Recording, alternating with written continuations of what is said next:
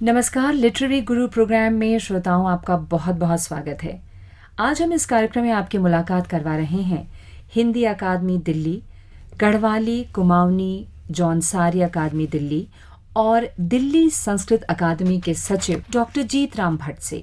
हिंदी, संस्कृत और गढ़वाली के विद्वान, शिक्षाविद और कवि भी हैं डॉक्टर जीत राम भट्ट। आपका बहुत बहुत स्वागत है जीत राम जी, अभिनंदन है स्टूडियोज में। धन्यवाद। संस्कृत में कैसे कहते हैं? आप कैसे हैं? भवती कीदृशी अस्ति, आप कैसी हैं? मैं अच्छी हूँ। बादम, बहुत अच्छा। संस्कृत एक ऐसी भाषा है जो कानों को बहुत अच्छी लगती है। इट्स वेरी वेरी रिदमिक, लेकिन इसे समझना, बोलना, पढ़ना क्यों इतना मुश्किल लगता है? वो इसलिए कि राजश्री जी, जो व्यवहार में नहीं होता है वो कठिन ही लगता है। सदियां गुजर गई कि जब संस्कृत का जो प्रयोग था वो बंद हो गया, और उसको बंद करने का मेन कारण ये है मैकाले की शिक्षा पद्धति। हमारी सारी ऊर्जा जब इंग्लिश सीखने में लग रही है भारत के नव युवक की, बच्चों की, तो संस्कृत हाशिए पे चली गई। एक तो मेन कारण ये है। दूसरा ये है कि संस्कृत का विद्वान, संस्कृत का छात्र और संस्कृत का गुरु संस्कृत को हमेशा शुद्ध रूप में सुनना और बोलना चाहता है। अब कहीं स या श या कहीं री, कहीं र, इनका भी उच्चारण अगर अशुद्ध होता है तो टोका टाकी तो होगी। तो लोगों को लगता है कि ये कठिन है, मगर कठिन नहीं है, बहुत सरल। आप इसके विद्वान हैं, आप तो हिंदी और गढ़वाली के भी हैं, इसलिए शायद आपके लिए कहना इतना सहज होगा, क्योंकि स्कूल में हम लोगों को संस्कृत पढ़ाया जाता था।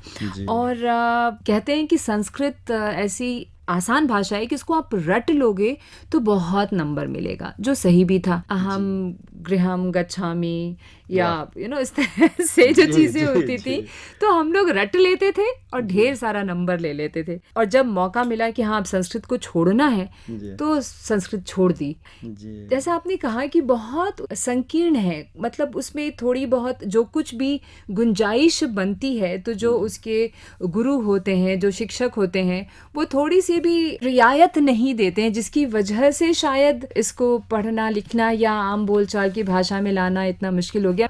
मुझे याद आ रहा है, मैं एक बार बनारस गई थी, वहाँ पे छोटे छोटे बच्चे संस्कृत में श्लोक का उच्चारण कर रहे थे, और पूरा वातावरण जिसको कहें कि इतना खूबसूरत, इतना संगीतमय लग रहा था। आप कुछ कहना चाहते हैं? आपने बहुत अच्छी बात कही कि जो पहले कहते थे ना कि संस्कृत को रट लो, 100% नंबर आपके आएंगे, वो दोनों बातें उसमें हुई। उससे हानि भी हुई और लाभ भी हुआ। लाभ तो ये हुआ कि जब हमें 100 नंबर मिलते हैं तो हम बहुत प्रोत्साहित होते हैं आगे भी संस्कृत। हानि ये हुई कि रटने की तरफ प्रवृत्ति हो जाती है तो समझते नहीं है, और उससे फिर आगे जीवन में जब कभी संस्कृत की जरूरत पड़ती है तो व्यक्ति वहां पर वो रटा हुआ, तो मतलब वो रहता नहीं ज्यादा दिन, तो वो प्रवृत्ति जो वो रही है। मगर मैं आपको बताऊं कि संस्कृत बहुत सरल है, और संस्कृत केवल श्लोक और उन तक सीमित नहीं है। संस्कृत केवल वैदिक भाषा ऐसा नहीं है, संस्कृत बहुत ही सरल है, और संस्कृत में लौकिक लेखन भी हुआ।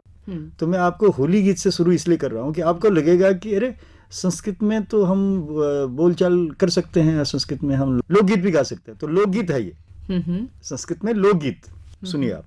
ओ खेलंती रंगेन होलीं जनास्तु खेलंती रंगेन होलीं, ओ गायन्ति रंगेन होलीं वसन्ते गायन्ति रंगेन होलीं, रंजन्ति वर्णे चूर्णे लिम्पन्ति, रंजन्ति वर्णे चूर्णे लिम्पन्ति, भेदं विहाय प्रेम्णा मिलन्ति, ओ मानन्ति सम्भूय होलीं नरनार्यः मानन्ति सम्भूय होलीं, ओ खेलन्ति रंगेन होलीं जनास्तु खेलन्ति रंगेन होलीं। रचनिका कहते हैं पिचकारी को। रेचनिका भी रंगम क्षिपन्ति उल्लसिताश्च गले मिलन्ति, रेचनिका भी रंगम क्षिपन्ति उल्लसिताश्च गले मिलन्ति, ओ उत्क्षेपयन्ति धूलिं मिलित्वा उत्क्षेपयन्ति धूलिं, ओ खेलन्ति रंगेन होलीं जनास्तु खेलन्ति रंगेन होलीं, ओ गायन्ति रंगेन होलीं वसन्ते गायन्ति स्नेहेन होलीं। तो आप देखिए, आपको समझ में आया जी? बिल्कुल। और मैं समझता हूँ कि जितने श्रोता सुन रहे हैं उन सबको ये समझ में आएगा। जब हम व्यवहार करेंगे तो ये लोक भाषा भी है। बिल्कुल बिल्कुल सही कहा आपने। चलिए, तो गानों का शौक है, इतना अच्छा गाते हैं आप, तो गीत संगीत तो पसंद होगा ही आपको। चलिए, आपकी पसंद का पहला गीत हम अपने श्रोताओं को सुनवाते हैं। आपको सुनने के बाद हमारे श्रोता भी सोच रहे होंगे कि फिल्मी गीत क्यों, लेकिन बीच बीच में हम ऐसे ब्रेक लेते रहेंगे। तो आपकी पसंद का गोलमाल का ही गाना आपको बहुत पसंद है, आने वाला पल जाने वाला है। तो ये गीत हम सुन लेते हैं और फिर आगे बढ़ते हैं। सुनाइए। आने वाला पल जाने वाला है, आने वाला पल जाने वाला है। हो सके तो इसमें जिंदगी बिता दो, पल जो ये जाने वाला है। वाला पल जाने वाला है। हो सके तो इसमें जिंदगी बिता दो, पल जो ये जाने वाला है।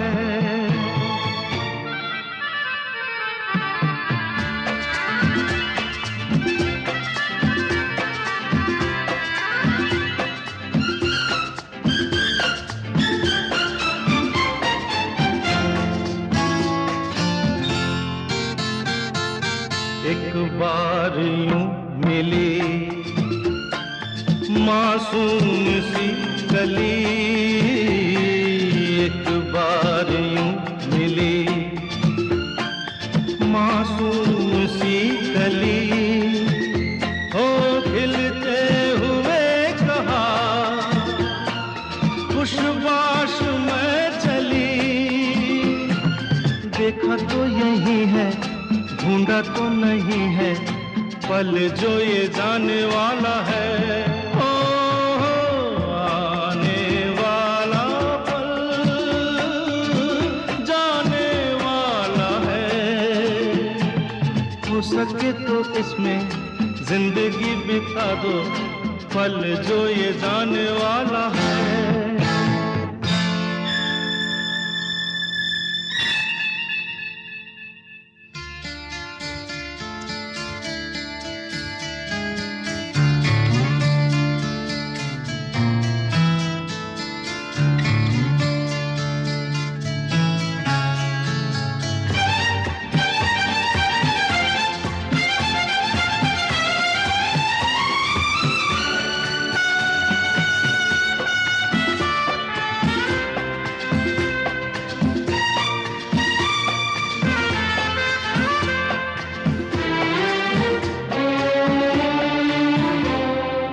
एक बार वक्त से लम्हा गिरा कहीं, एक बार वक्त से लम्हा गिरा कहीं, वहाँ दास्तां मिली, लम्हा कहीं नहीं। थोड़ा सा हंसा के, थोड़ा सा रुला के, पल ये भी जाने वाला है। ओ आने वाला पल जाने वाला है। हो सके तो इसमें जिंदगी बिता दो, पल जो ये जाने वाला है। ओ आने वाला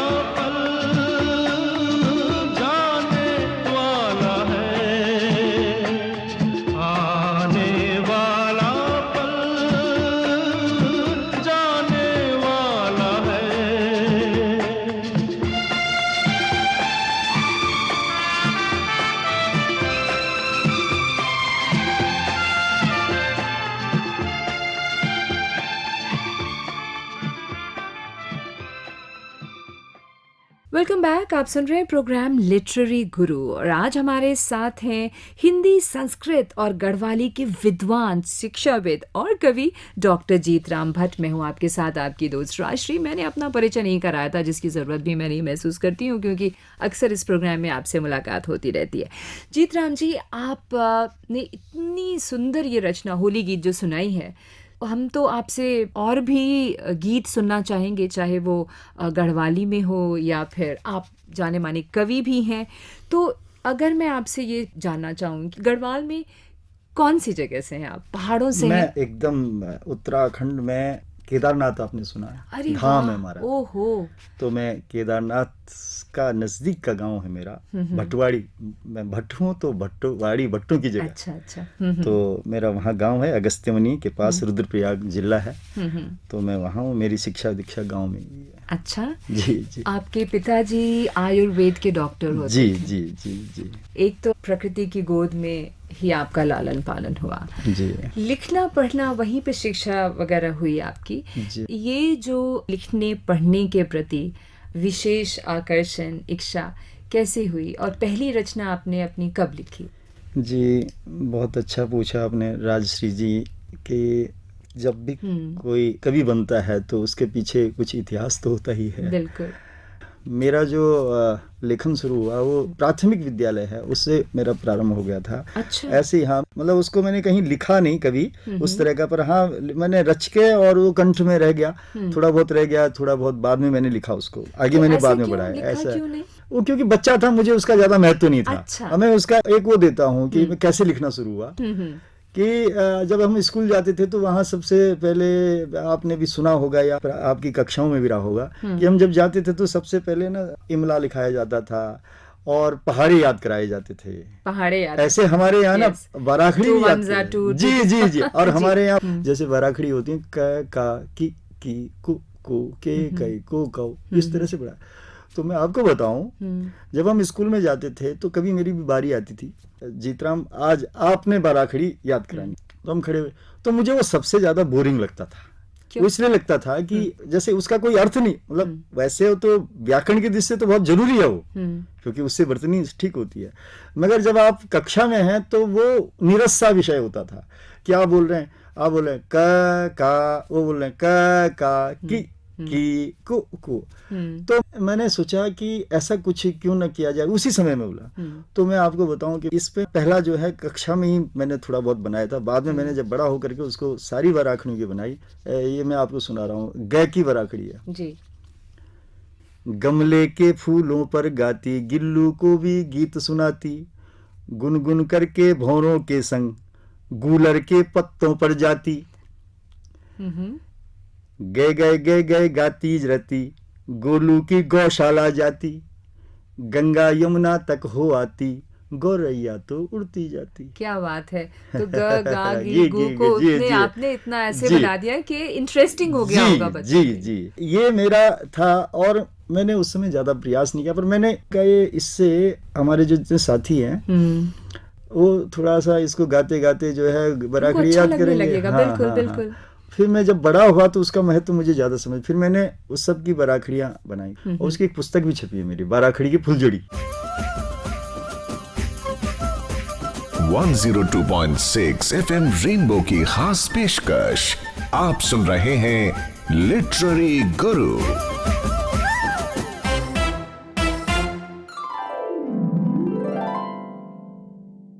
आप छोटे से ही थे, बचपन की बात है आपके स्कूल की, और ये जो प्रयास था कि कम से कम बच्चों में उसके प्रति एक इंटरेस्ट जागे, उनको अच्छा लगे, तो ये एक पहल आपने बहुत पहले शुरू कर दी थी। की बात। हाँ, दूसरा मैं आपको हम दूसरी बात पे आएंगे, लेकिन आपकी पसंद का दूसरा गाना सुनते अच्छा, हुए जरूर चलते हैं। जरूर जी। जरूर जरूर जरूर दूसरा गाना जरूर सुनाइए। आपको वो भी बहुत पसंद है, चिट्ठी ना कोई संदेश। जी जी जी जी जी। ये बहुत करुणामय गीत है। करुणामय भी है और ये दार्शनिक गीत भी है, इसमें दर्शन है कि व्यक्ति जब जाता है तो वो सब बगैर बताए जाता है। हाँ, और सबका अटैचमेंट जिससे होता है वो सब अचानक चला जाता है। तो ये दार्शनिक गीत आप सुनाइए, इसको जरूर सुनाइए। चलिए सुनते हैं। चिट्ठी न कोई संदेश, हो चिट्ठी न कोई संदेश, जाने वो कौन सा देश जहां तुम चले गए। चिट्ठी न कोई संदेश, जाने वो कौन सा देश जहां तुम चले गए। चिट्ठी न कोई संदेश, जाने वो कौन सा देश जहां तुम चले गए, जहां तुम चले गए। इस दिल पे लगा के ठेस, जाने वो कौन सा देश जहां तुम चले गए।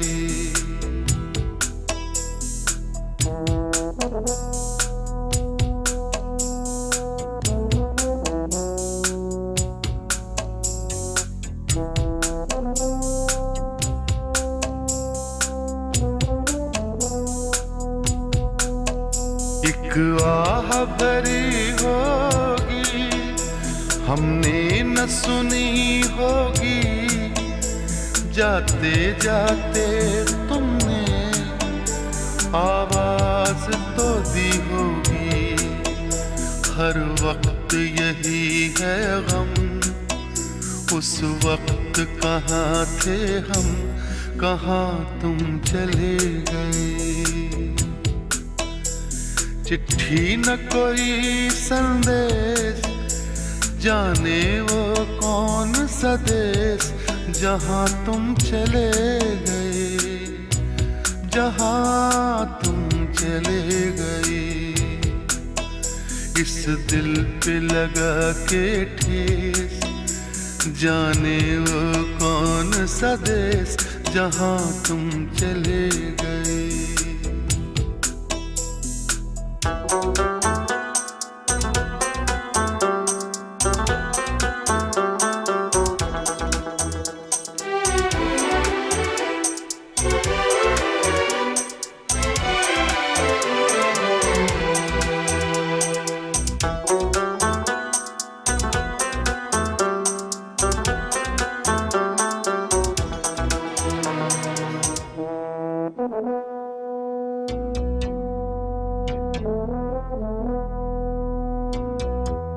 हर चीज पे अश्कों से लिखा है तुम्हारा नाम, ये रास्ते घर गलियां तुम्हें कर ना सके सलाम।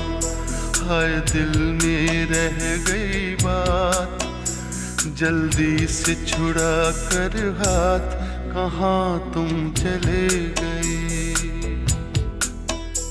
चिट्ठी न कोई संदेश, जाने वो कौन सा देश जहां तुम चले गए, जहां तुम चले गए। इस दिल पे लगा के ठेस, जाने वो कौन सा देश जहां तुम चले। बहुत ही खूबसूरत गीत जगजीत सिंह की आवाज़ में भी आपने सुना। जीतराम जी, मुझे भी ये गीत बहुत पसंद है और मैं जब भी सुनती हूँ जगजीत सिंह की आवाज़ में या लता जी की आवाज़ में, तो इनवेरिएबली मेरी आंखें नम हो जाती हैं, क्योंकि इसकी एक एक पंक्ति ऐसी है कि, और हम सबके जीवन में कुछ ना कुछ ऐसा घटित होता है जो हमें कहीं ना कहीं हमारे अंतस मन को झकझोर देता है। बहरहाल आप बता रहे थे। जी, मैं कह रहा था कि जैसे अभी संस्कृत की बात आपने कही, तो वो भी मैं बचपन की बात बताता हूँ कि जैसे संस्कृत कहीं पे थोड़ी बहुत कठिन सी लगी, होता ये जो व्यवहार में नहीं होगा तो कठिन तो लगेगी। तो उस समय मुझे ये लगा कि इसको भी सरल बनाया जा सकता है, और सरल बनाया जा सकता है गा करके, कविता के माध्यम से, गीत के माध्यम से। तो आपने मछली जल की रानी सुना होगा, इसका जीवन पानी है, हाथ लगाओगे डर जाएगी, बाहर निकालोगे मर जाएगी। तो उसका संस्कृत में वर्जन, जो संस्कृत उसका अनुवाद है, वो मेरे द्वारा किया गया। अच्छा। हाँ, और वो हमारे साथी थे, उनके हम सब मिलकर के इसको गाते थे। मैं आपको बताऊं कि आपको ऐसे लोग बहुत कम मिलेंगे जिन्होंने प्राइमरी में संस्कृत पढ़ी हो। मैंने प्राइमरी में संस्कृत पढ़ी है। अच्छा, जी, विद्वान ऐसे कोई थोड़ी हो जाएगा। जी जी। तो वो हमें सुनाए ना, जी, मछली मैं दिल की रानी वो है। सुनाता हूँ। मत्स्या जलस्य रागीयम जीवनम तस्या पानीयम हस्तेन स्पृशेत भेष्यति वही निष्कासने मरिष्यति, वही निष्कासने मरिष्यति। दूसरा है चंदा मामा आओ ना, दूध बतासे खाओ ना। चंद्रमातुला आगच्छत्तम दुग्धम वातासम खादत्वम स्वपन गीतिम श्रावयत्वम सुखेन विष्टरे कुरुशयनम, सुखेन विष्टरे कुरुशयनम। आपको लग रहा होगा, देखिए यहाँ बिस्तर बोलते हैं, संस्कृत में विष्टर बोलते हैं। कोई ज्यादा वो नहीं है, किंतु हम प्रयोग नहीं करते तो इसलिए कठिन लगता है। जी। तो ये क्या अब बच्चों को प्राइमरी से पढ़ाया जाए? संस्कृत हमारी सबसे प्राचीनतम भाषा है और वो भाषा आज इतनी गौण हो गई है। जितना इस्तेमाल किया जाना चाहिए, जितना उपयोग इसका हो सकता था, उतना नहीं है। क्या इसलिए कि ये इकोनॉमी बेस्ड नहीं लगता, या इससे रोजगार नहीं जुड़ा है?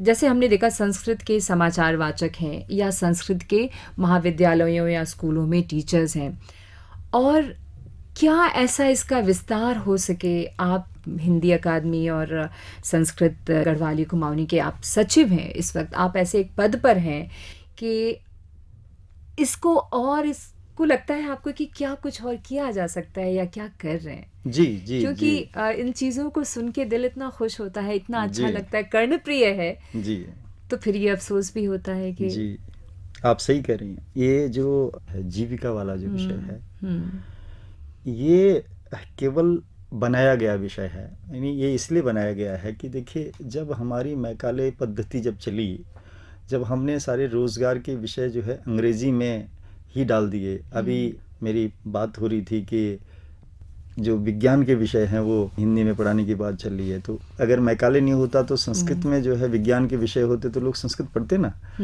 और ये तो चलो विज्ञान की बात है। आज योग की बात करें तो योग तो पूरा संस्कृत में है। आयुर्वेद है, आयुर्वेद संस्कृत में है। गणित है, जिस जीरो की हम बात करें कि जीरो दिया मेरे भारत ने, तो वो जो शून्य है, कंप्यूटर का बेस जीरो और पाई है, सब जानते हैं, जीरो जो कंप्यूटर जानते हैं। अब बताइए, शून्य नहीं होता तो आज कंप्यूटर होता।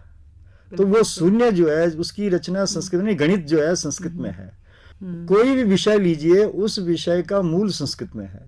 संस्कृत में बहुत रोजगार है, किंतु जब आप माध्यम नहीं बनाएंगे तो अनुदित ज्ञान जाएगा। अब योग में आज क्या जा रहा है कि आज लोग योग पढ़ रहे हैं, मगर पढ़ रहे हैं हिंदी माध्यम से या अंग्रेजी के माध्यम से। संस्कृत कोई नहीं पढ़ रहा है, क्योंकि आपने बताया ही नहीं लोगों को इसका मूल जो है संस्कृत में है। जो ज्यादा डीपली पढ़ना चाहता है वो संस्कृत सीखता है योग के लिए। ऐसे तमाम विषय हैं। यदि हम उनका प्रचार प्रसार करेंगे और यदि हम संस्कृत को मूल धारा में जोड़ेंगे तो संस्कृत में रोजगार के सारे साधन हैं। एक तो ये विषय है। दूसरी बात ये है कि संस्कृत को लोकप्रिय बनाने के लिए केंद्र सरकार ने भी पहल की है और राज्य सरकारें भी कर रहे हैं कि इसको सिलेबस पाठ्यक्रम में डाला जाए और पाठ्यक्रम में उन विषयों के साथ जोड़ा जाए जिनमें रोजगार हो और जो जीवन के लिए उपयोगी विषय हो।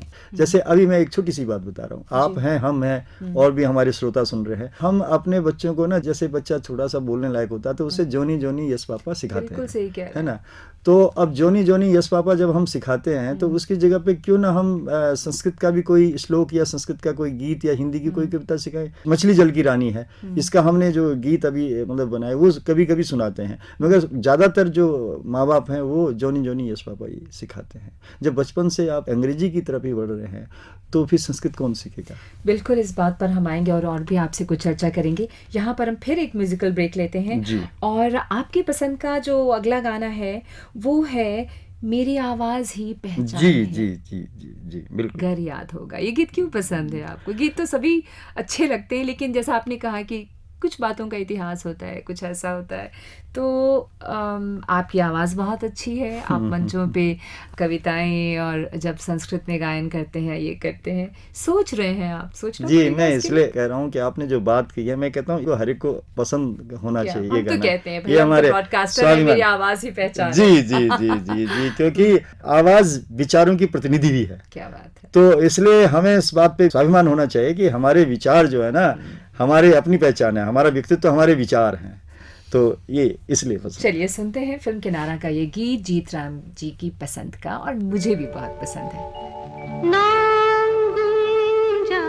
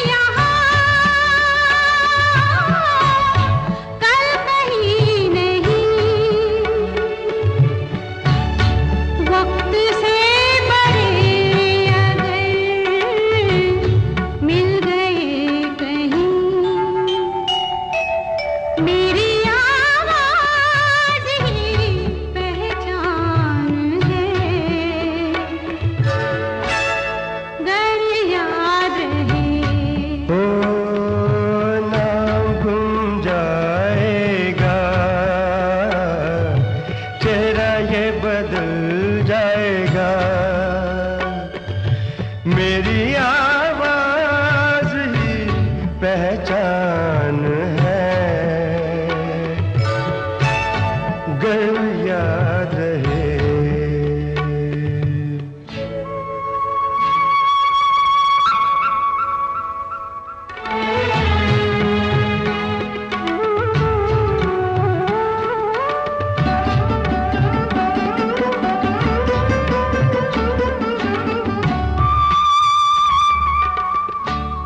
जो गुजर गई कल की बात थी हो, उम्र तो नहीं एक रात थी, रात का सिरा फिर मिले कहीं, मेरी आवाज ही पहचान है, गर याद रहे। तो नाम गुम जाएगा,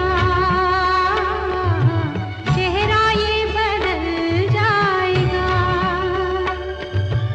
मेरी आवाज ही पहचान है, गर याद रहे।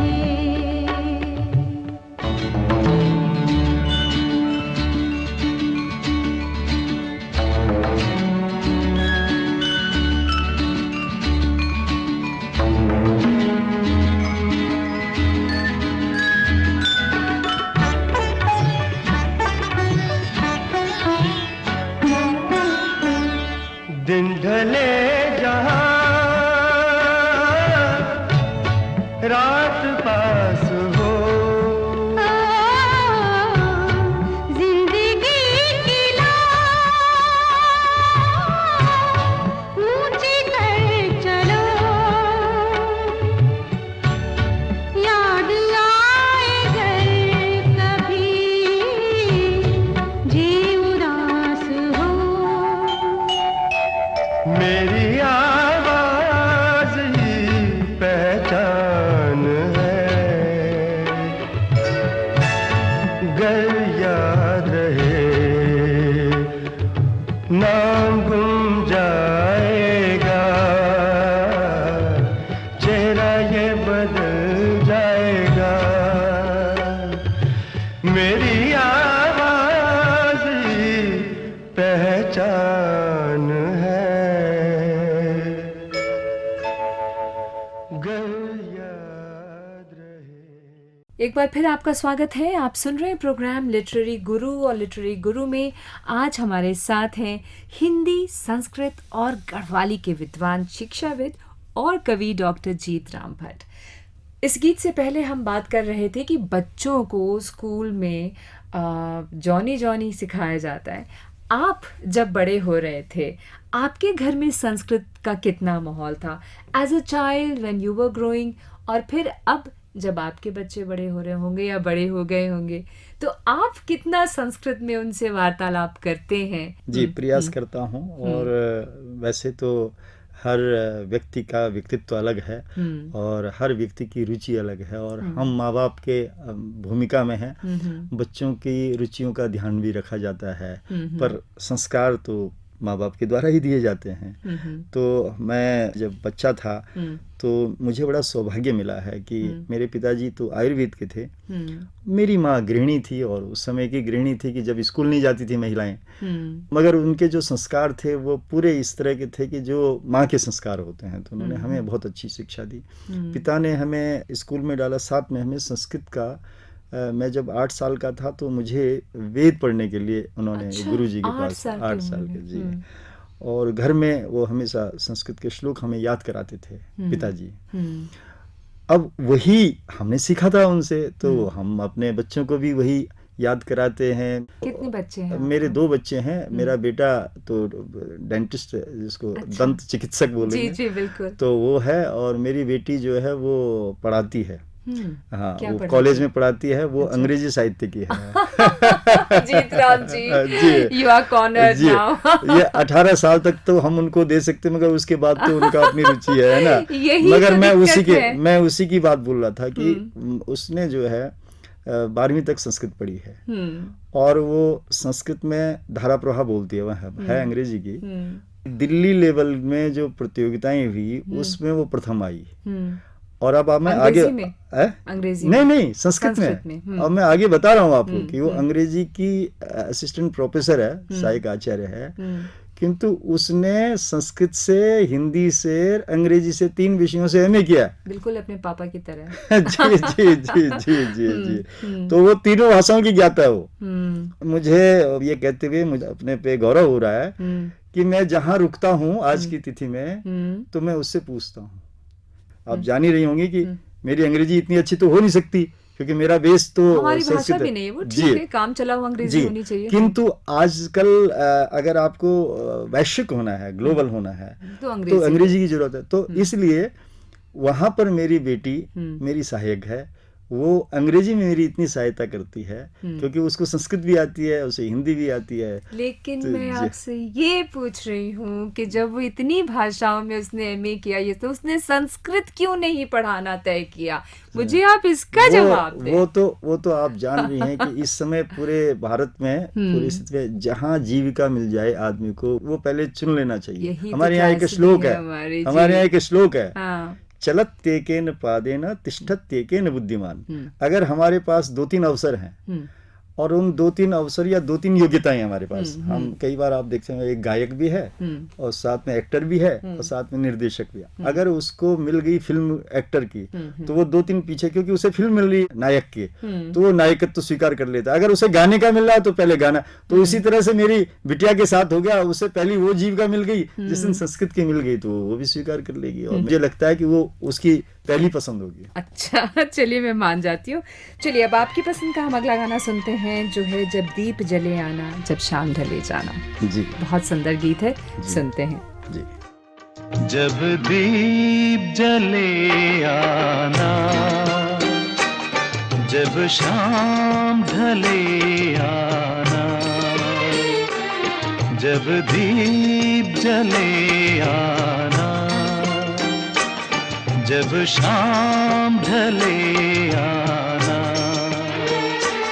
संकेत मिलन का भूल न जाना, मेरा प्यार न बिसराना। जब दीप जले आना, जब शाम ढले आना।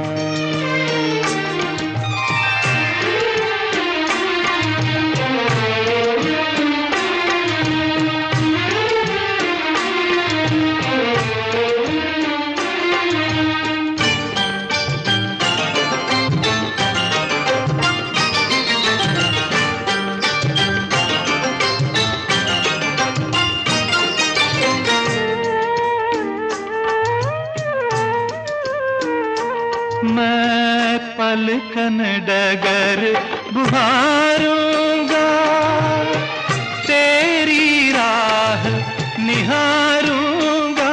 मैं पलकन डगर बुहारूंगा, तेरी राह निहारूंगा। मेरी प्रीत का काजल तुम अपने नैनों में मले आना। जब दीप जले आना, जब शाम ढले आना।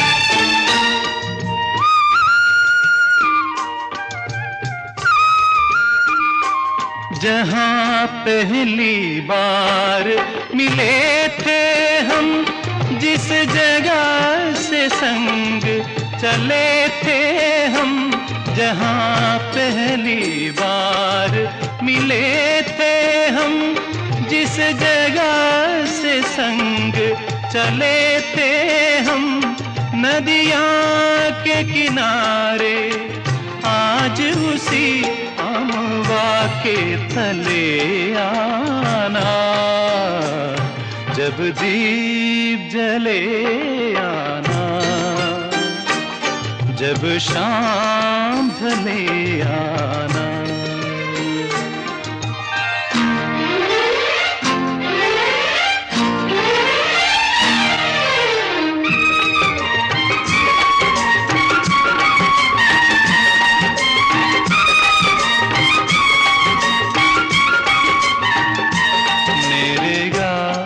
रेगा मा गरे सा सनी पा पा मा, रेगा सनी सा ग पा मा पा।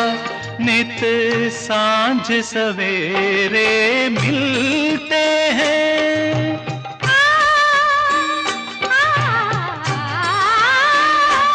नित सांझ सवेरे मिलते हैं, उन्हें देख के तारे खिलते हैं। नित सांझ सवेरे मिलते हैं, उन्हें देख के तारे खिलते हैं। लेते हैं विदा एक दूजे से, कहते हैं चले आना, जब दीप जले आना, जब शाम ढले आना।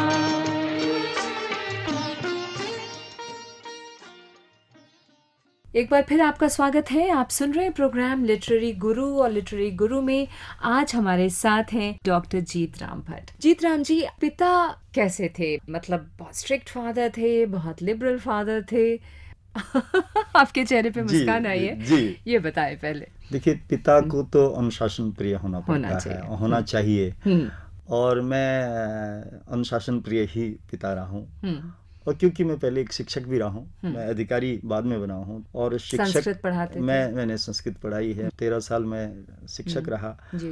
और शिक्षक की जो भूमिका है वो कुछ पिता की जैसी होती है। तो पिता और शिक्षक दोनों का मेल बच्चों के साथ रहा है। मैंने आपको मंच संचालन भी करते हुए देखा जी, है, जी। और बहुत खूबसूरती से आप मंच संचालन कर रहे थे। मंचीय कवि भी हैं, कविताएं पढ़ते हैं। आपकी अपनी फैन फॉलोइंग भी है, मुझे पता है। काफ़ी महिलाएं जो है वो आपसे, तो ऐसी जब सिचुएशन आती है कवि होने के नाते, विद्वान होने के नाते, जब आपके प्रशंसकों की संख्या हो जाती है बहुत, तो कभी कोई परेशानी, कभी किसी खास ऐसे? मुझे एक परेशानी ये रही है, मुझे अभी भी मुझे ये मलाल रहता है कि जितने मुझे स्नेह करने वाले लोग हैं, मुझसे प्रेम रखने वाले लोग हैं, मैं उनसे संवाद नहीं कर पाता, मैं उनका उत्तर नहीं दे पाता, मैं उनको लाइक नहीं कर पाता, मैं उनको सुन नहीं पाता। ये क्योंकि मेरी व्यस्तता जो है प्रशासनिक बहुत रहती है। तो सबसे बड़ी समस्या ये है कि मैं संवाद नहीं कर पाता अपने जो प्रशंसक हैं, जो मेरे चाहने वाले हैं, जो मेरे मित्र हैं। ये मेरी बहुत बड़ी समस्या है। शिकायतें बहुत शिकायतें हैं। लोगों को ये शिकायतें रहती हैं कि मेरा फ़ोन नहीं उनके मैसेज का उत्तर नहीं जाता। क्योंकि क्या होता है कि जहाँ आप काम कर रहे हैं, अभी जैसे इस समय हम श्रोताओं से मुखातिब हैं, आपसे मुखातिब हैं, तो अब जो इस समय कोई फ़ोन कर रहा होगा, जो इस समय मैसेज कर रहा होगा, वो निराश हो रहा होगा। तो उसी तरह से जब काम मैं करता हूँ तो उसमें फ़ोन साइलेंट होता है, कभी मीटिंग में होते हैं। तो ये मेरी बड़ी समस्या है। कभी आपको अफसोस होता है ऐसा? क्योंकि आप कवि हैं, कवि हृदय हैं, और उनका एक श्रोता से, उनके चाहने वालों से एक अलग किस्म का संबंध होता है, जिसको बनाए रखना भी आवश्यक है। तो कभी आपको लगता है ये उलझन होती है? बहुत उलझन होती है कि ये किस तरह से मैं बनाऊं। कोशिश करता हूं कि जो मेरी छुट्टियां हैं, रविवार और शनिवार, उनका उपयोग उस रूप में करूं, किंतु फिर भी कुछ न कुछ कार्यालय का कुछ ऐसा काम मिल जाता है। इस सब के बीच आपकी लगभग 40 पुस्तकें हैं, 60 संस्कृत और हिंदी पुस्तकों का संपादन किया है आपने, बहुत सारे वो विभिन्न शोध आपके प्रकाशित हुए हैं। इसका मतलब आप अपने प्रशंसकों, अपने चाहने वालों से कम, ज़्यादा से ज़्यादा वक्त अपने प्रशासनिक कार्यों के बाद अपने लेखन में लगा देते हैं। जी, ये सही कह रही हैं आप कि मैं जब कभी भ्रमण पे होता हूँ, क्योंकि अब बैठने वाले हैं, ऑफिस में ज़्यादातर बैठना होता है, काम करना होता है, तो प्रातः सायं भ्रमण भी ज़रूरी है। तो जब भ्रमण पे होते हैं प्रातः सायं, तो पंक्तियाँ ही बनती हैं, कुछ विचार ही आते हैं, और वो जाकर के घर वापस उनका लेखन हो जाता है। तो इस तरह से पुस्तकें बनती गई और मेरा भ्रमण भी होता रहा। स्वास्थ्य के साथ साथ सरस्वती की कृपा होती रही। आपकी कविता सुनना चाहती हूँ। जी, जरूर जरूर। आजकल सब कहते हैं कि आज की नई पीढ़ी कुछ दिग्भ्रमित हो रही है, कई बार ऐसा कहते हैं। मैं ये कहता हूँ कि इसमें फर्क आया है। हमारी जो शिक्षा पद्धति है उसमें गुरु और शिष्य के जो संबंध है, और गुरु के द्वारा जो शिष्य को दिया हुआ जो ज्ञान है, जीवन में कैसे चलना है, किन द्वंद्वों से कैसे पार पाना है, वो शिक्षा उसको कम मिलती है। हम सब्जेक्ट पे ही आधारित रह गए हैं जीवन में, किताबों में दुनिया और एक लक्ष्य बना दिया कि नौकरी पानी है, उसके लिए काम करना है, मेहनत करनी है। तो जीवन जीने की कला वो नहीं सिखाई जाती। तो मेरा एक गीत है, जब स्कूल छोड़ रहा है बच्चा और गुरु उसको स्कूल से विदा कर रहा है, उस समय का एक गीत है। मैंने वो 12वीं पास कर रहा है, चाहे वो 10वीं के बाद स्कूल छोड़ रहा है, उसके लिए शिक्षक वो शिष्य को समझा रहा है। वो आप सुनिए। शिष्य तुम जाओ जगत में, सीख को मत भूलना। शिष्य तुम जाओ जगत में, सीख को मत भूलना। छोड़ ज्ञान के मार्ग को, अज्ञान में मत झूमना। छोड़ ज्ञान के मार्ग को, अज्ञान में मत झूलना। कुरुक्षेत्र है आज का भौतिक जगत संघर्ष का। कुरुक्षेत्र है आज का भौतिक जगत संघर्ष का। अर्जुनों के चित्त में मंथन है मोह विमर्श का। क्या बात है। अर्जुनों के चित्त में मंथन है मोह विमर्श का। कृष्ण बनकर ज्ञान का संदेश उनको बांटना। कृष्ण बनकर ज्ञान का संदेश उनको बांटना। द्वंद्व उनका दूर कर सद्ज्ञान से तुम साधना। शिष्य तुम जाओ जगत में, सीख को मत भूलना। छोड़ ज्ञान के मार्ग को, अज्ञान में मत झूलना। शिक्षा तुम्हारा हो आधार, तुम हो शिक्षा के लिए। जाओगे तुम जिस भी दिशा में, ज्ञान का दीपक लिए। उत्थान के उत्कर्ष क्षण में, तुम विवेक न छोड़ना। उत्थान के उत्कर्ष क्षण में, तुम विवेक न छोड़ना। भटकते लोगों को भी तुम सही पथ पर मोड़ना। शिष्य तुम जाओ जगत में, सीख को मत भूलना। छोड़ ज्ञान के मार्ग को, अज्ञान में मत झूलना। अज्ञान फैला हो जहां, तुम बैठ ज्ञान जहाज में। अज्ञान फैला हो जहां, तुम बैठ ज्ञान जहाज में। अंधकार को दूर कर देना प्रकाश समाज में। डूबते गिरते जनों को हाथ देकर थामना। नाव पर अपनी बैठाकर पारावार को तारना। शिष्य तुम जाओ जगत में, सीख को मत भूलना। छोड़ ज्ञान के मार्ग को, अज्ञान में मत झूलना। उस क्षण का चित्रांकन इस गीत में मुझे तो लगता है कि इसको हर स्कूल में भेज देना चाहिए, ताकि शिक्षक जब बच्चे निकल रहे होते हैं 12th में जी, तो उनको ये ज्ञान दिया जाए कि हमें यस ये बहुत ज़रूरी है उनके आगे के जीवन के लिए।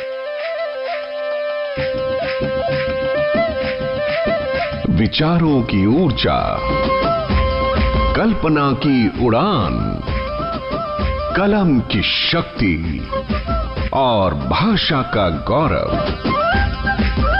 यही तो है लिटरेरी गुरु।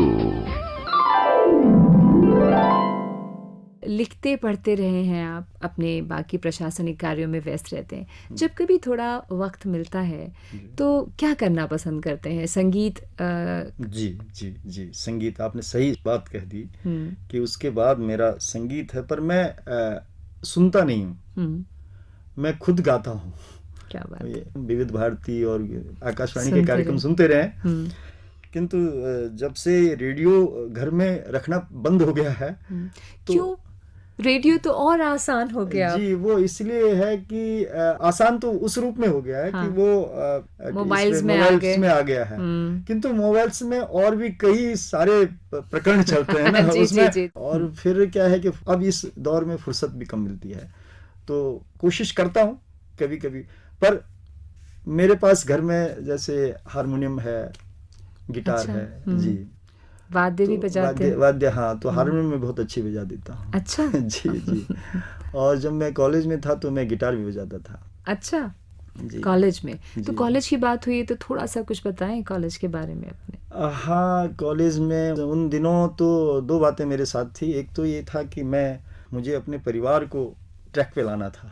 ट्रैक पे लाना था ट्रैक पे मतलब? लाने का ये था कि थोड़ा घर की जो आर्थिक स्थिति थी, मेरे पीछे जो भाई थे तो वो मुझे देख रहे थे, तो उस आर्थिक आप स्थिति सबसे बड़े थे? जी, बड़ा तो मतलब मैं दूसरे नंबर का था, मगर मुझे बड़ा ही माना जाता था क्योंकि मैं घर से निकला हुआ व्यक्ति था। मेरी ऋषिकेश में पढ़ाई हुई, तो मैं साथ में पत्रिका में काम करता था एक में, और फिर साथ में पढ़ाई करता था।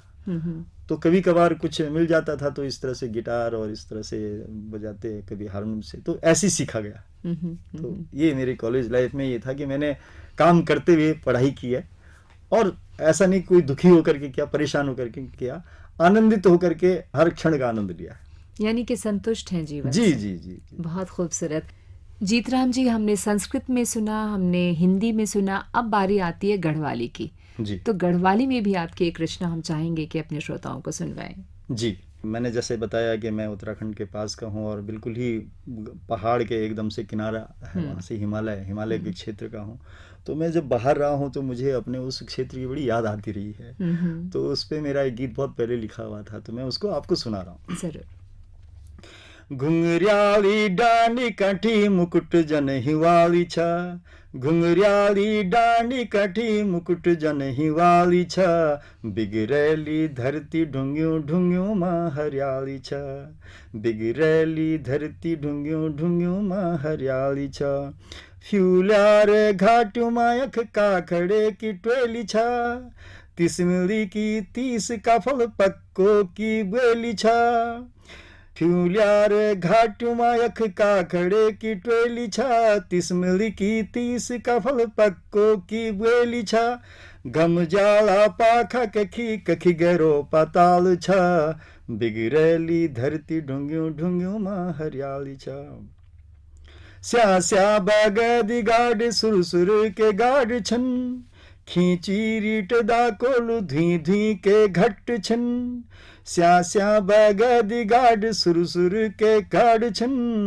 खींची रीट दा कोलू धी धी के घट छन, भैरों की पूजा हंदी गौ गौ मां भूम्याल छ, बिगड़ैली धरती ढुंग्यूं ढुंग्यूं मां हरियाली छ, फेड़ी जनी पुंगड़ियों मां जन खेती बाड़ी कना छन, फेड़ी जनी पुंगड़ियों मां खेती बाड़ी कना छन, कोई हॉल कोई जॉल कोई मॉल सना छन, श्यमन काका पेलगु बॉडी तुमको क्या ख्याल छ, श्यमन काका पेलगु बॉडी तुमरो क्या ख्याल छ, बिगड़ैली धरती ढुंग्यूं ढुंग्यूं मां हरियाली छ।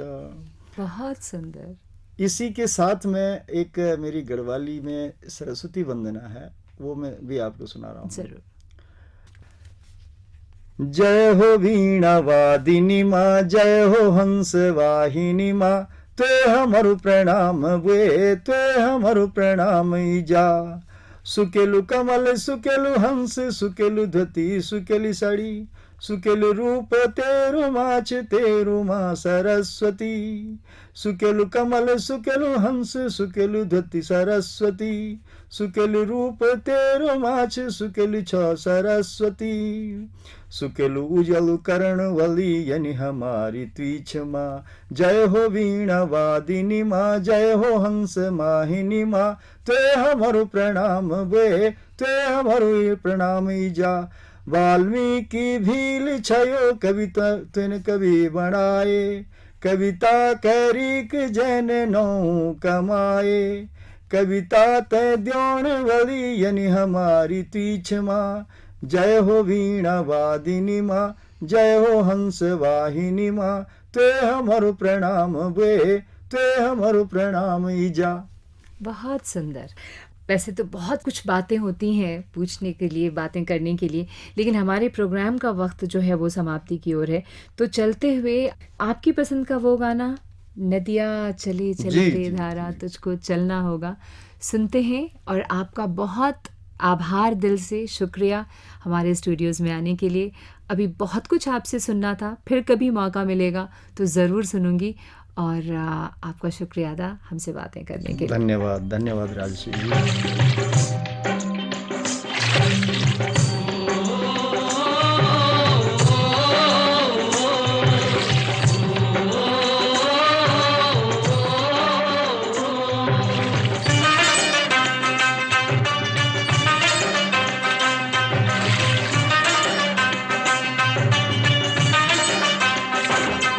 ओ नदिया चले चले रे धारा,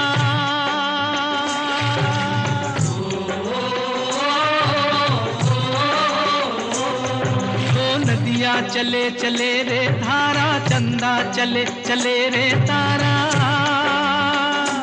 तुझको चलना होगा, तुझको चलना होगा, तुझको चलना होगा, तुझको चलना होगा।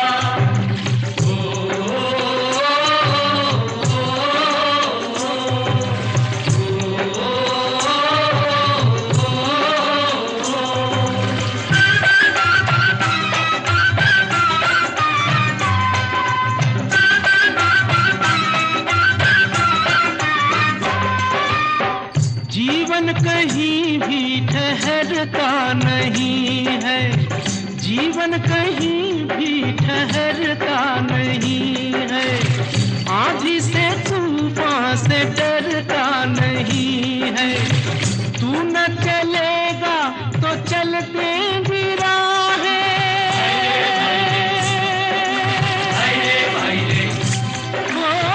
तू न चलेगा तो चलते भी राहें।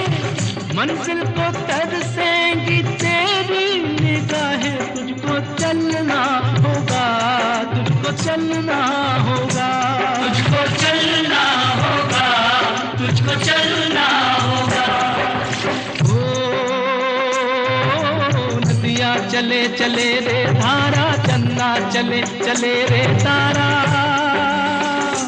तुझको चलना होगा, तुझको चलना होगा, तुझको चलना होगा, तुझको चलना होगा।